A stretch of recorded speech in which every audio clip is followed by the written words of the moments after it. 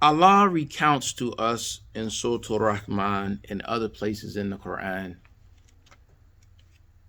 all of the, no, I can't say all of them. Allah recounts to us many of the blessings and the favors that he has bestowed upon us.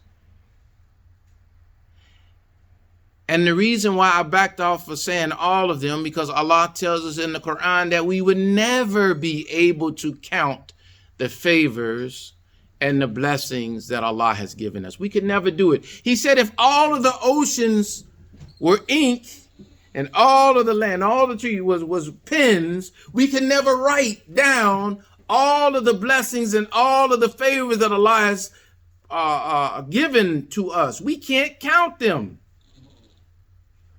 Most of them we're not even aware of.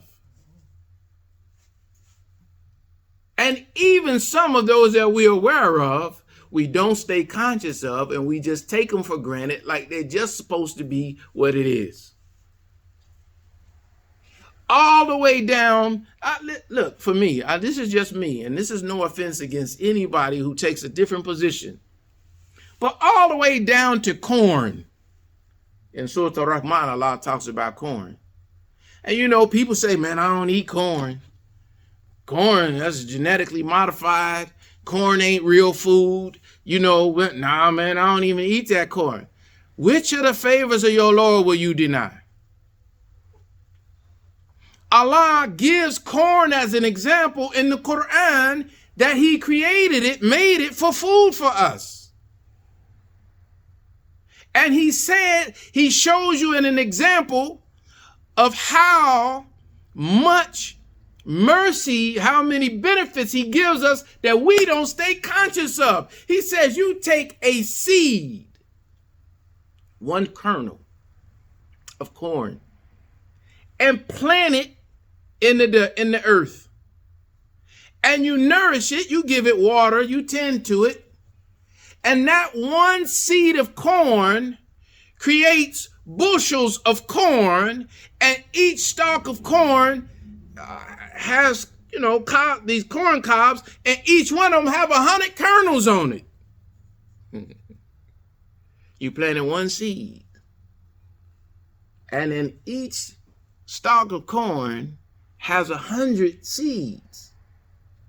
But that doesn't just make one corn. It makes multitudes of stalks of corn from that seed, and each one of them have 100 kernels, potential to feed a multitude of people with just that one stalk of corn, that one kernel of corn.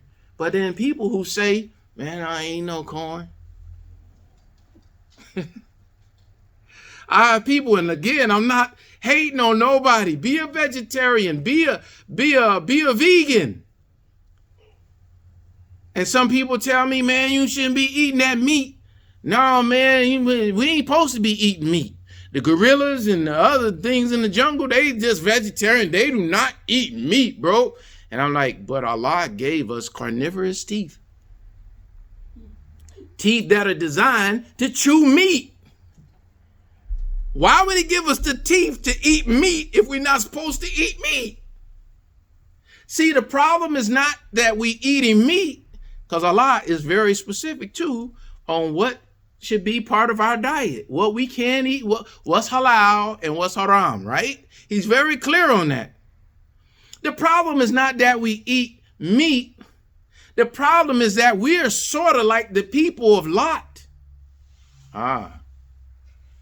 Oh, that's a little uncomfortable, because most people think of the story of Lot as about a story of people who were homosexual and had, some freakish tendencies.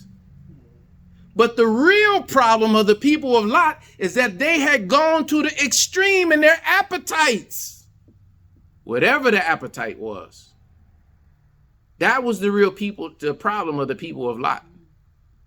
That their appetites had gone so far into the extreme that now they open for anything and they want plenty of it, whatever it is. So we can eat meat. We shouldn't probably eat as much meat as we eat. And our greed for the meat, our desire, our appetites for the meat, created an appetite in people who would like to capitalize off of us, to try to produce more meat that would come naturally. So they start pumping the meat with steroids and giving them other things so it produces the meat faster. So the meat is not actually coming out the way that God developed the meat to come out. Do you understand? The problem really is not the meat. It's now how we're getting the meat and how the meat is being produced. So you should be selective of what meat you eat, but it doesn't mean you have to stop eating meat. But if you choose to not eat meat, then that's your prerogative. I'm not hating on you. I'm only saying that God didn't tell us that we couldn't eat meat. He created us with teeth that's able to eat and chew the meat the way we're supposed to. And I could almost say the same thing for corn. Which of the favors of your Lord will you deny? And Allah says, when you find yourself in excess in your appetite, practice fasting. And I could go far on that, but I won't even do that for the sake of time. Subhanallah.